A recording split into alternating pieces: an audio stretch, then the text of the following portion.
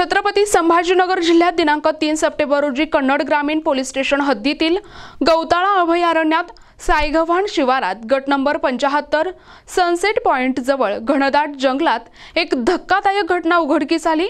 25 ते 30 वयोगटातील एका अज्ञात व्यक्तीचा मृतदेह सापडला असून ज्याचे शिर धडापासून वेगळे करून पुरावा नष्ट करण्याचा प्रयत्न करण्यात आला होता।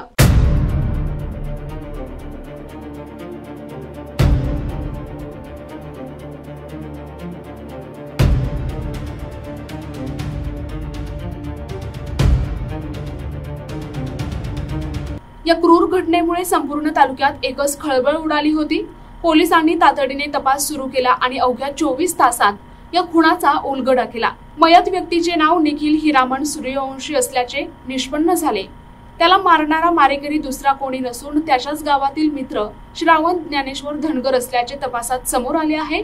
छत्रपती संभाजीनगरचे पोलीस अधीक्षक डॉक्टर विनय कुमार राठोड यांनी याबद्दल माहिती दिली। या घटनेमुळे परिसरात मित्रमैत्रीच्या नात्याला काळीमा फासल्याची चर्चा सुरू आहे। सप्टेंबर रोजी पोलीस स्टेशन कन्नड ग्रामीणच्या हद्दीमध्ये गौताळा अभयारण्य आहे। त्या ठिकाणी एक साधारण 25 ते 30 वर्षाचा वयोगटातील एक अज्ञात इसमाची डेड बॉडी मिळाली। त्या डेड बॉडी त्याची मुंडी जी होती त्या ठिकाणी नव्हती, धडापासून फक्त केवळ धड मिळाला होता।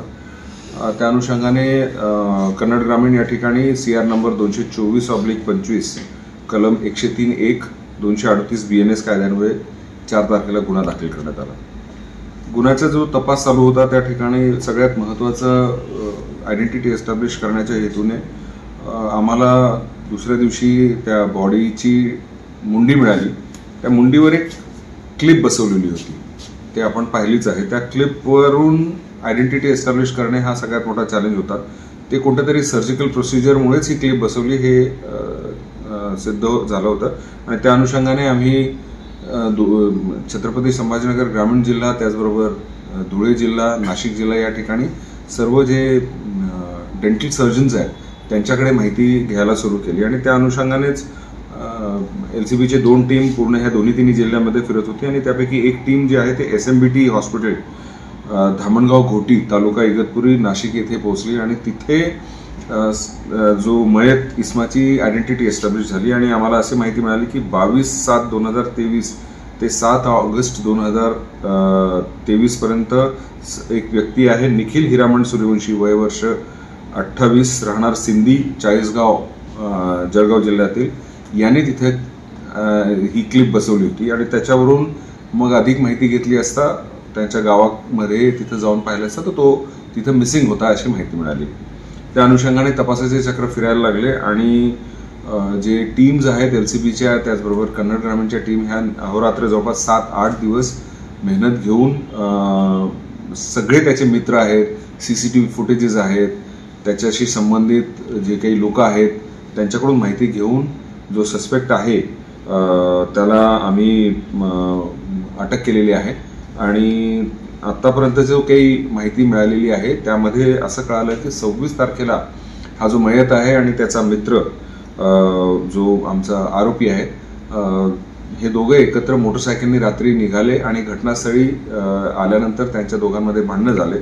रागाच्या भरात त्यांनी कुऱ्हाडीने ह्या मयताचा खून केला। खून करताना त्याची मुंडकी जी आहे त्या कुऱ्हाडीने वेगळी झाली आणि ती पलीकडे पडली आणि त्यानंतर मग त्यांनी डेड बॉडी ढकलून दिलेली।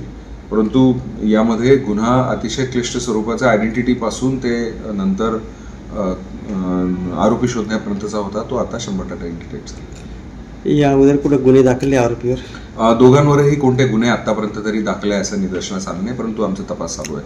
बाकीच्या जिल्ह्यांमधून सुद्धा माहिती घेतोय। आरोपीचं नाव नाही बोलले? आरोपीचं नाव? आरोपीचं नाव काय?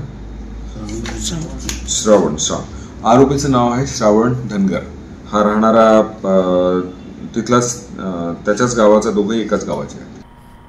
प्रतिनिधी रवींद्र खरात, NTV न्यूज मराठी, छत्रपती संभाजीनगर।